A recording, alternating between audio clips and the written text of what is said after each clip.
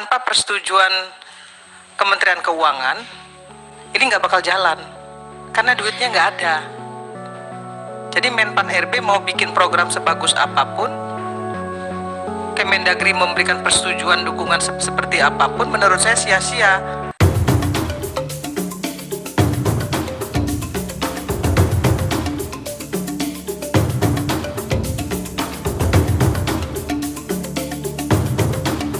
Baik, silakan Bu Irma, dilanjut Pak Anas. Terima kasih pimpinan Komisi 9, kawan-kawan Komisi 9 yang saya hormati, BKKBN, mitra kerja dari Menpan RB dan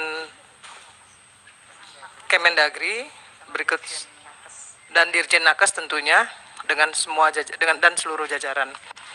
Yang pertama,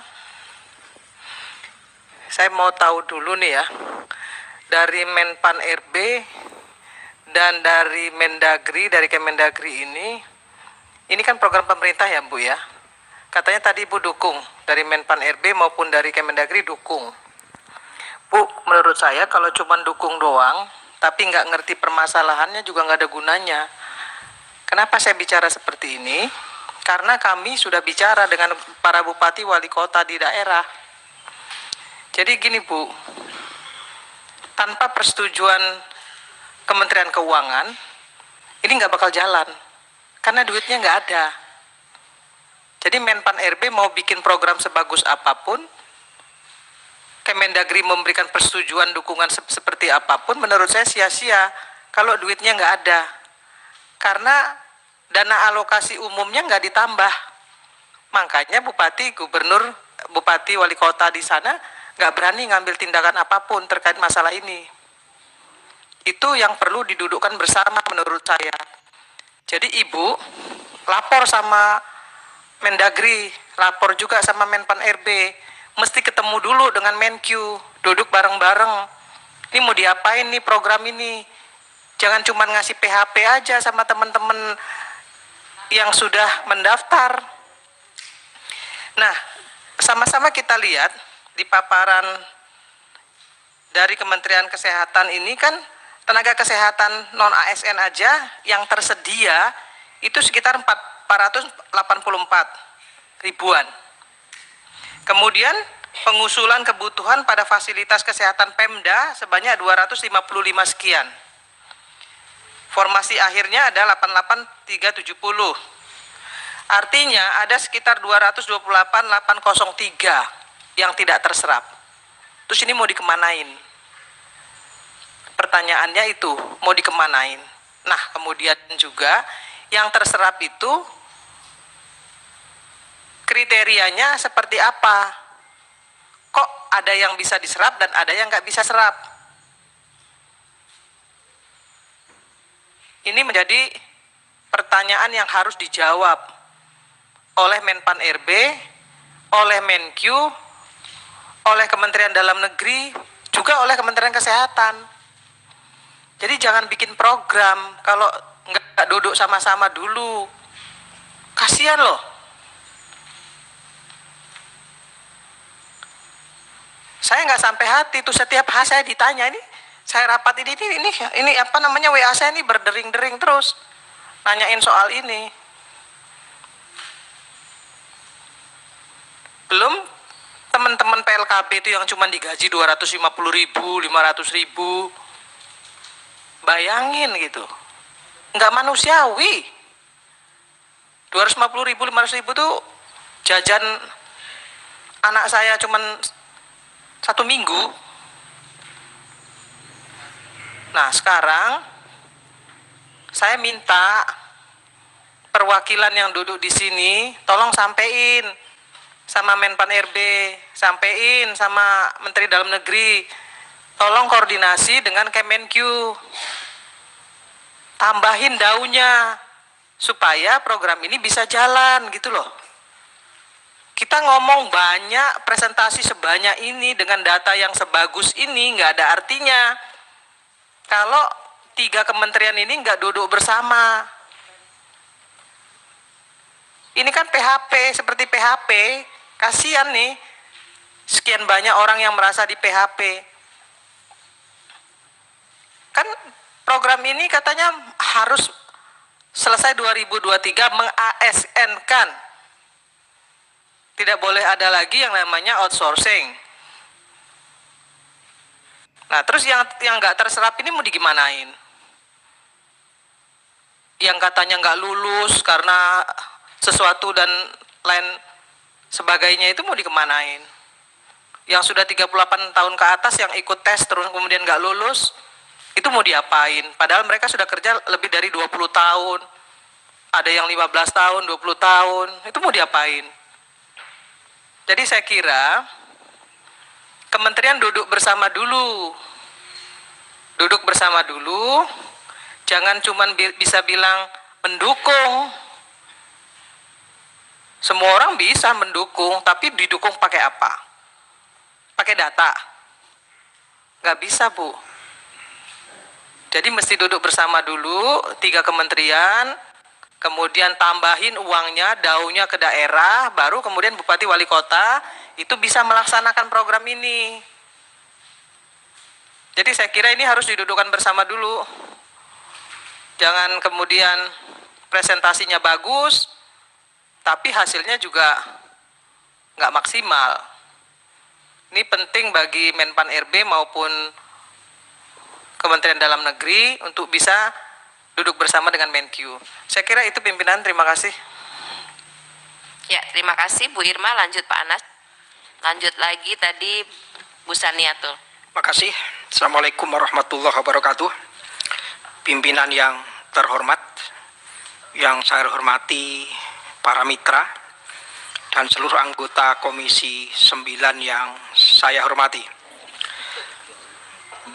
Pertama, benar apa yang disampaikan Bu Irma, karena saya perlu menegaskan ulang bahwa memang perlu diberesin dulu itu kebijakan pemerintah dalam soal ini, sehingga biar rencana bagus ini tidak hanya mangkrak jadi rencana, tapi juga bisa diaplikasikan dengan baik dan tidak jadi tagihan masyarakat.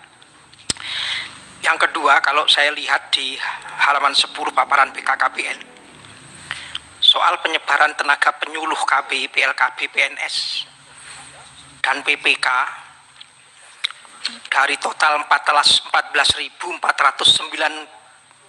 orang dengan rasio nasional 1 orang penyuluh membina 6 desa. Ini apa tidak terlalu berat? Bayangan saya di desa-desa terutama di luar Jawa, itu luasannya satu desa bisa hampir sama dengan 1 kabupaten di Jawa. Sementaranya ditangani oleh 1 orang pembina dalam 6 desa. Dengan gaji yang tadi disebutkan sangat kecil tanpa fasilitas apa-apa. Lalu sebenarnya jumlah idealnya itu berapa, Pak? Apa yang bisa dilakukan oleh 1 orang dengan membina 6 desa dengan sebaran begitu luas? Apa yang bisa dicapai kira-kira? Lalu cara kerjanya juga seperti apa, Pak? Saya kira ini perlu hitung-hitungan yang lebih rasional, sehingga kita bisa lebih memanusiakan tenaga-tenaga penyuluh kita, terutama yang kita kirim di daerah-daerah yang sebarannya sangat luas. Yang kedua, kalau saya lihat penambahan penyuluh KB formasi PPK tahun 2021 yang mestinya 4.046 orang, itu hanya terisi 2.215 orang. Jadi sementara tadi terlalu kecil sebenarnya tenaga kita yang ada, sisi lain rekomendasinya itu juga masih terlalu rendah. Yang mestinya 4.000 hanya separuhnya saja, dengan alasan salah satunya kualifikasi pendidikan yang terbatas. Apa iya, Pak? Bukankah tiap tahun itu juga ada lulusan begitu banyak,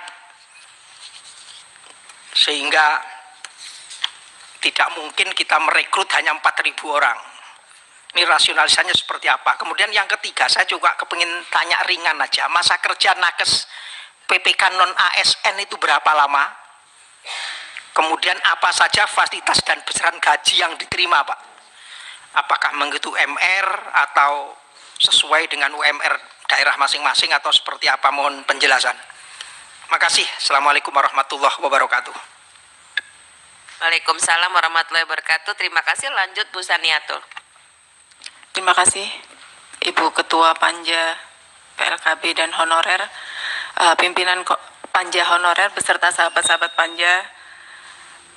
Yang saya hormati Ibu Dirjen Nakes, Sestama BKKBN, dari perwakilan Menpan RB dan perwakilan Kemendagri beserta jajaran yang hadir. Rapat kita hari ini adalah mendapatkan informasi mengenai data masing-masing jenis nakes di Indonesia termasuk mengenai status kepegawaiannya. Kemudian yang kedua adalah mendapatkan gambaran mengenai permasalahan nakes honorer yang selama ini terjadi. Nah, rapat kita ini adalah rapat panja, berarti kalau disebut panja berarti yang kita bahas ini bermasalah dan harus dituntaskan. Nah, saya setuju dengan apa yang disampaikan oleh Bu Irma, oleh Pak Anas. Harus duduk bersama dulu. Karena apa? Karena kasihan Pemda jika nantinya dibebankan ke Pemda. Jadi DAU-nya memang harus ditambah. Ini kesepakatan kita. Kemudian dari paparan yang disampaikan tadi terdapat beberapa hal. Yang pertama, sebaran nakes yang tidak berimbang. Kemudian rendahnya pendapatan dan bervariasi dikarenakan disesuaikan dengan kondisi daerah, kondisi APBD daerah. Kemudian tidak berimbangnya formasi P3K dengan jumlah tenaga honorer di suatu daerah. Nah, pertanyaan saya, formasi untuk daerah ini berdasarkan apa? Penentuannya, kemudian bisa tidak formasi yang diberikan disesuaikan dengan jumlah P3K yang ada di daerah? Kemudian ada lagi juga perbedaan penyebutan status honorer. Tadi disampaikan oleh Bapak Sestama, ada tenaga honorer, kemudian ada tenaga kontrak, ya Pak ya. Kemudian ada tenaga harian lepas. Nah, barangkali mungkin usulan saya di sini bisa diperbaharui penyebutannya. Jadi tenaga honorer yang non ASN ini yang sudah barangkali yang sudah masuk SISDMK-nya, kemudian sudah terdata, yang sebutannya masih berbeda-beda, itu mungkin dijadikan satu sebutannya.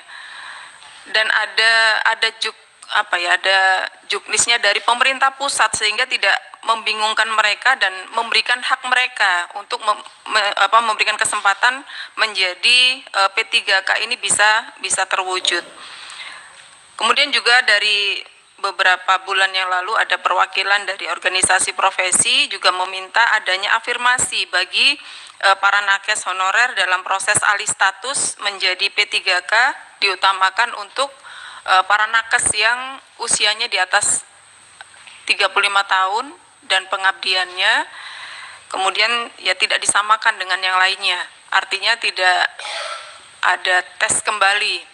Karena saya yakin yang sudah mengabdi di atas 2 tahun, keterampilannya sudah dipastikan sudah ahli. Kemudian tadi juga disampaikan juga PLKB non-ASN dengan latar belakang pendidikan SLTA belum bisa mendapatkan kesempatan melamar ke formasi P3K atau penyuluh KB.